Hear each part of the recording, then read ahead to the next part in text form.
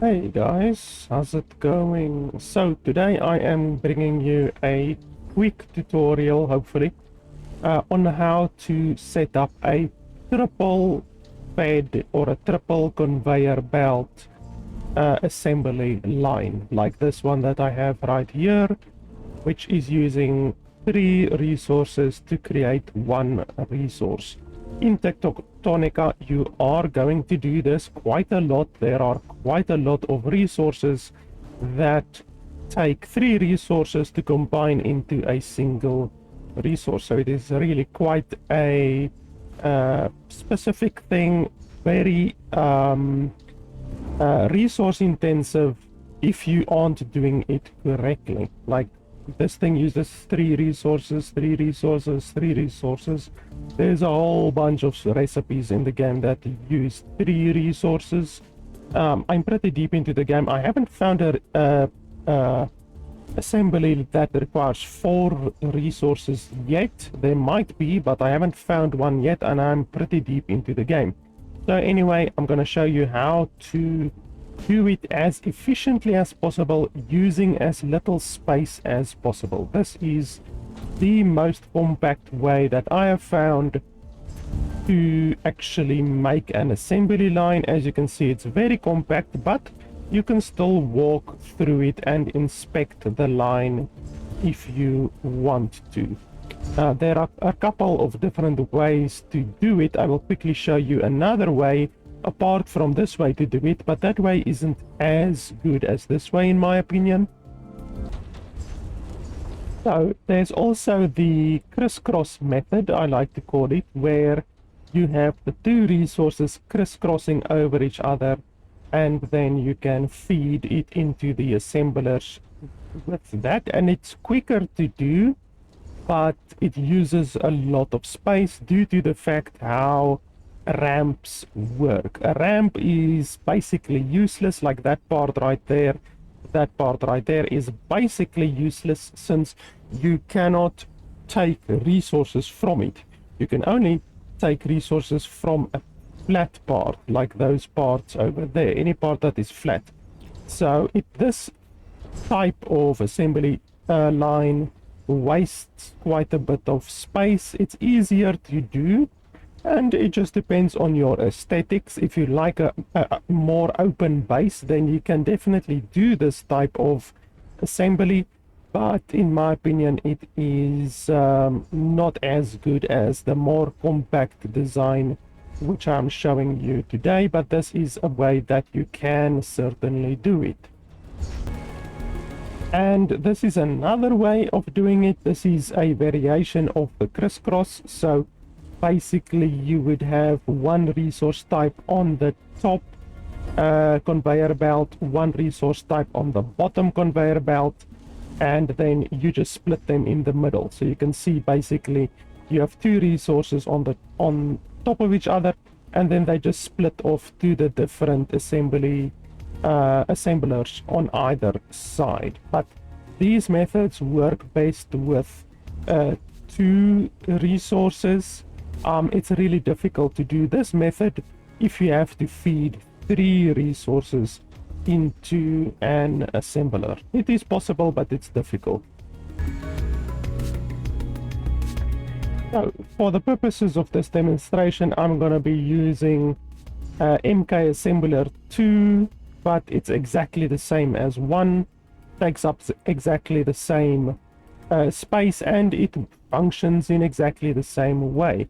Also, I'm going to be using MK3 conveyor belts, but they function in exactly the same way as MK1 conveyor belts. So first off, you need to decide, are you going to feed the assembly line with conveyor belts like this, so you can pull your conveyor belts in from another location, even another level. If you really want to, you can pull resources from another level as well, either above you or below you. You can pull that through the freight elevator.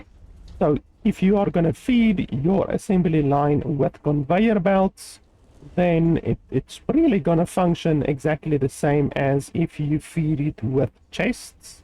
You can literally just put a chest next to at the back of your assembly line, and then take a conveyor belt from the chest into your assembly line. So whether you use overhead conveyor belts to constantly feed your assembly line, or whether you just stock a chest up with a bunch of resources and have the resources go into the assembly line, it functions the same. The build is still the same. You just need to remember for yourself, keep in mind that at the back, or at least at the front of the assembly line, you are going to need to make more or less space, because you putting down the chests at the front of the assembly line takes up more space, whereas if you just feed it with assembly lines like conveyor belts, then you don't really need to worry about leaving that extra couple of spaces at the front. So anyway, you start off by placing your assembler, then you are going to leave 3 spaces exactly like this. So there must be one black, basically non-highlighted space in the middle, as you can see there, a non-highlighted space in the middle, and then you place your second assembler. That is going to allow you to put the conveyor belt smack dab in the middle, and then the inserters at the side. So you're obviously going to be putting inserters like this to insert into the assemblers. So you obviously need to point the assembler in the inserter in the correct direction so that it inserts into the assembly machine. So then you go back to your assembler. You can make it as long as you want to. You can make it really long before you start to hit the maximum amount of resources that can be transported on a conveyor belt. It is different for the conveyor belts. Obviously, MK1 conveyor belt, MK2 conveyor belt, MK3 conveyor belt is going to be able to carry different amounts of resources, so you need to keep that in mind. If you're using an MK1 conveyor belt, you're not going to be able to transport as many resources on the conveyor belt as what you can with other ones, so you might not want to make your assembly line as long, you know. But yeah, you guys will figure that out on your own as you play the game. You will know that with MK1 conveyor belts, you can only really place 3, maybe 4 assemblers in a line before you start running into congestion on your conveyor belts. But it also depends what you're making. If you're making something like advanced circuits, that only creates 4 advanced circuits every minute. You can see there at the bottom, 4 every minute. So that is a very small amount, to be honest. But if you're making something like mechanical components, you can see there at the bottom, you are creating 320 mechanical components per minute. So there is a really big difference between 4 per minute and 320 per minute. So that is just something that you have to keep in mind. You are going to run into congestion issues on your conveyor belts much quicker if you make something like this than if you make something like this, which is only creating 4 every minute or whatever. So you select your conveyor belt. Doesn't matter if it's MK1, 2 or 3, you select your conveyor belt. Then on your keyboard, I'm assuming you are playing on PC, you are placing V on the keyboard, V, which switches the variant. So that allows you to switch between the normal horizontal, the fixed height, which I use for creating long overhead conveyor belts like that without varying the height. Then there is the splitter / merger, and then there is the vertical up and the vertical down. Now for this specific scenario where we are going to be feeding resources into the assemblers, we're gonna feed them into the assemblers from the top, exactly like it is over here. We're gonna take the resources from the top and feed them into the assemblers in the middle. So that means we need to use the vertical down assembler or vertical down conveyor belt. So you select the vertical down conveyor belt. Then what I usually do is I match the height of the conveyor belt exactly like this. So it is 1, 2, 3 spaces up, and then you confirm exactly like that. And then you go 4 spaces up, and then you confirm. Now you need to remember that the exit, the side at which the conveyor belt exits and enters into, is important. It's not super important. I can make these exit on the left side as well if I really want to. Like I can do this, for instance. I can just turn them around. Now they are exiting on this side instead of the other side. So you can totally do that. You will just need to adjust your conveyor belts then, because you are then going to be feeding your resources in on the left side instead of on the right side. So anyway, let me continue with how I normally build it so that you guys can see. So I usually do it like this. You go 3 spaces up, then you go 4 spaces up, and then I continue that ahead. So we're going to ignore this right now. We're going to continue up ahead. So I take it on the last 2 inserter spaces, the inserter ports over here. So again, we go 3 up, and then we go 4 up. Then we go to the next one, 3 up, then 4 up, again 3 up, 4 up, and you can really go on like this for as long as you want. But like I said, if you make an assembly line that is very, very long, you might encounter congestion issues on your assembly line, on your conveyor belt, depending on what you are creating. If you're creating something that is 4 per minute, it's not an issue. But if you're creating something that is 320 per minute, you will be running into congestion issues very soon. So anyway, then after we did all of those, the 3 up, 4 up, then we rotate the conveyor belt twice.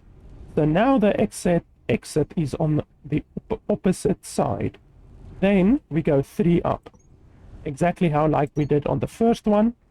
So now you will see we have a 3 up and a 4 up on this side, and then a 3 up on the opposite side.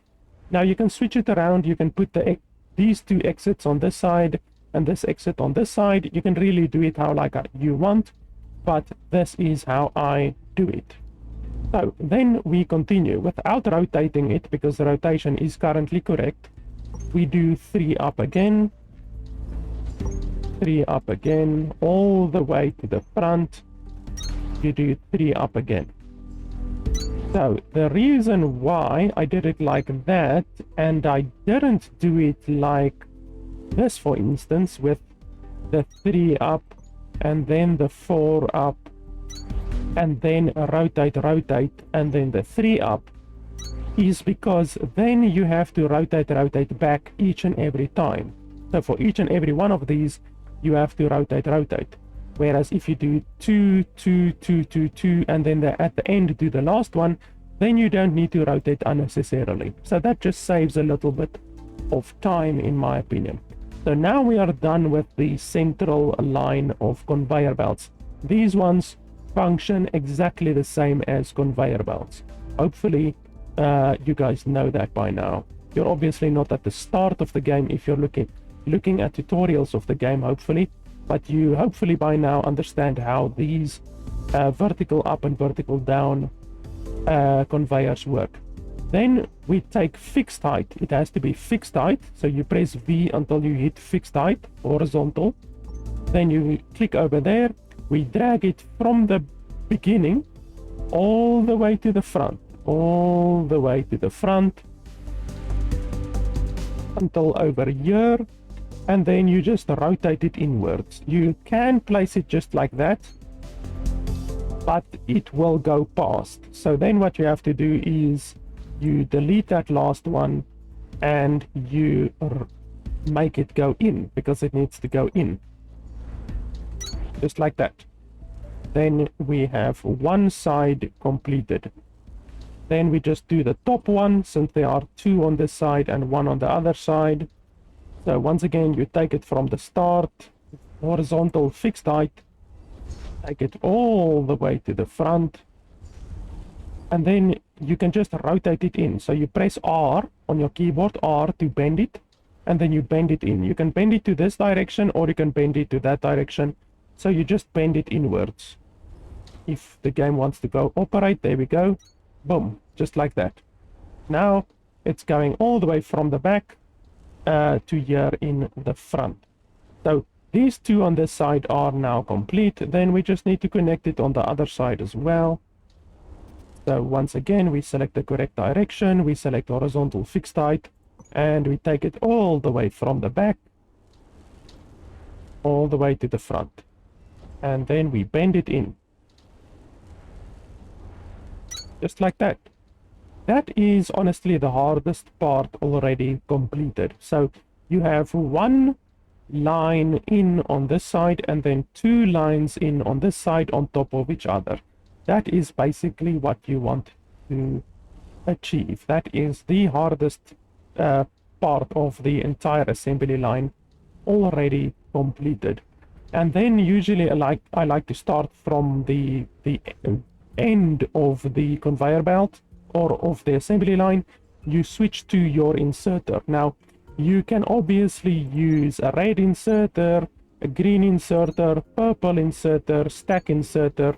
You can do just what you want. I usually, depending on what I'm going to create, if I'm going to create something that doesn't require a lot of resources, like steel ingots, 6 steel ingots, which is consumed very slowly, it only uses 6 steel ingots per minute, then you can use a red inserter. Just like this, you can use a red inserter, that's no issue. But if you're going to do something that is very resource intensive, like for instance, this is pretty resource intensive. This uses up 90 limestone per minute. So since the feed rate of the red inserter is only 40 per minute, you are going to need more than just one red inserter. So you will have to, if you want to be 100% efficient, use at least a green inserter on a recipe like this, which requires 90 per minute. Some of the recipes require even more. So if we look at something like this, for instance, this requires 250 per minute. So you are definitely going to need to use a green inserter on certain recipes. But anyway, so for this purpose, we're going to use red inserters all the way. So you just basically stack up your red inserters, like 1, 2, 3, just like that. And we are inserting. We are not taking out, we are inserting. So all of them need to be pointing towards the assembler. So just like this, 1, 2, 3, not on top. 1, 2, 3, 1, no, not on top. 2, 3, 1, 2, 3, and that's it on the one side. And then you rotate your inserter to the other side. Like I said, I like to do it from the front. That's what she said. Then 1, 2, 3, 1, 2, 3, we are inserting all the way. 3, 1, 2, 3.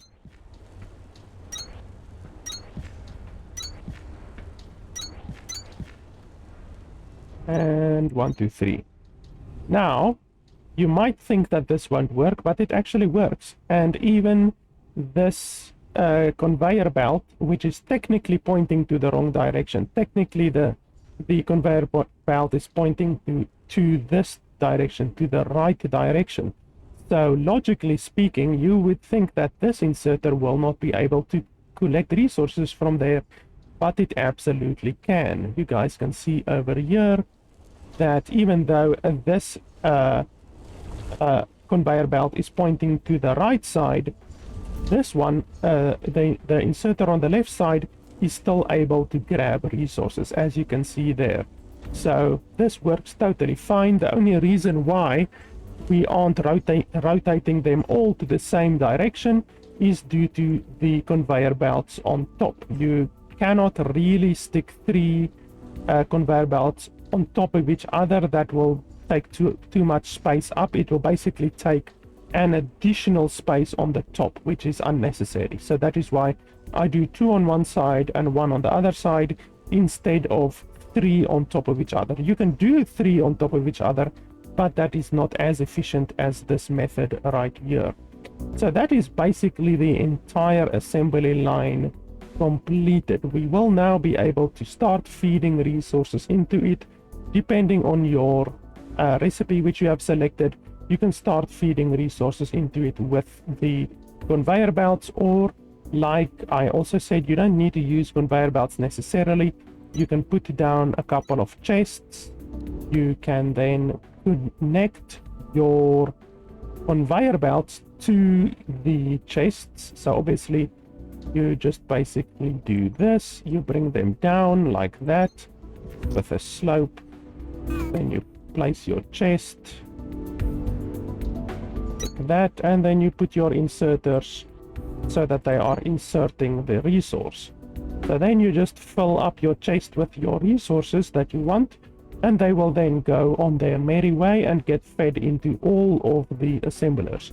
One thing that you also need to remember is the output, obviously. So the output you can do on either side. I like to do the input on the inside because that feeds both of the assemblers. If you do the input on the outside, then you will need to create an input line over here like this one, and then another input line on this side as well, which is not nearly as efficient as just creating a single input line as we have done here.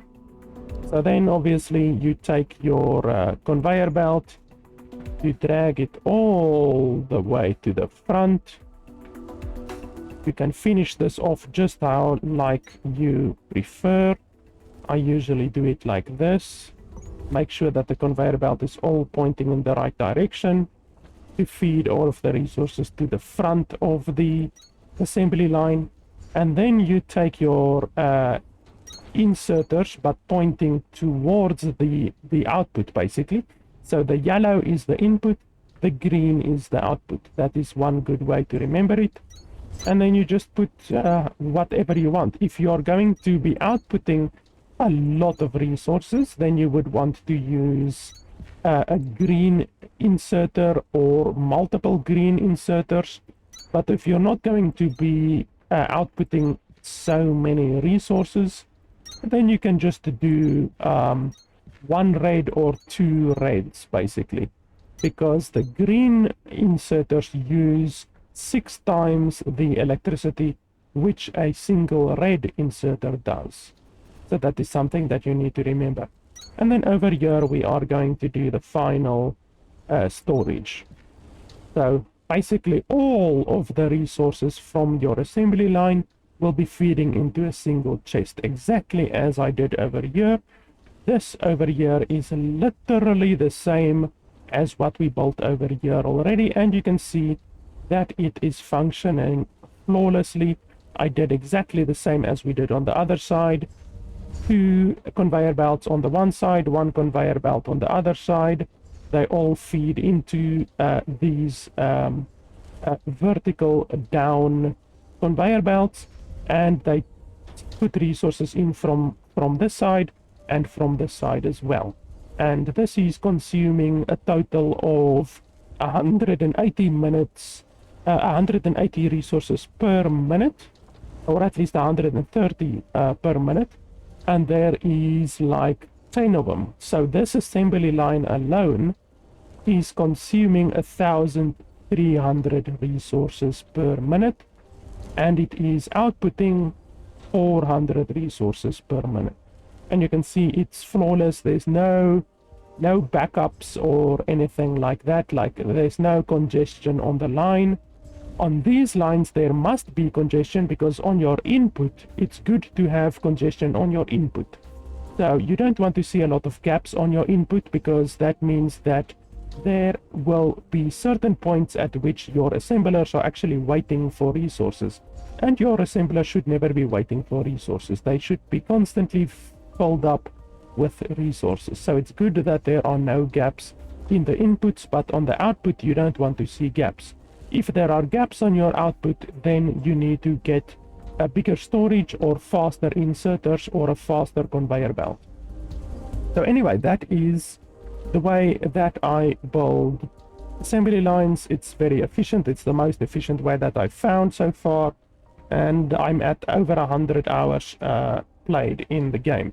I have another one over here creating different stuff, and once again outputting into chests, and then those chests output into the next assembly line. Over here I'm creating green balls, which once again are using 3 different resources. You can see here 3 different resources, exactly the same as the assembly line which I built at the top. And yeah, this one is even longer than the other one that I built at the top.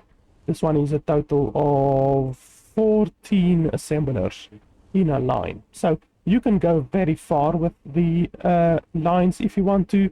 As you can see, this one has 14, and it's not being over congested, because this assembly line, this recipe only creates 3 items per minute. So you can make this even longer and you won't run into congestion issues. So anyway, guys, that is pretty much it. Thanks a lot for watching. If the video was helpful, consider leaving a like or subscribe, or you can support me on patreon.com/LFP. Thanks a lot for watching, and I'll see you guys next time.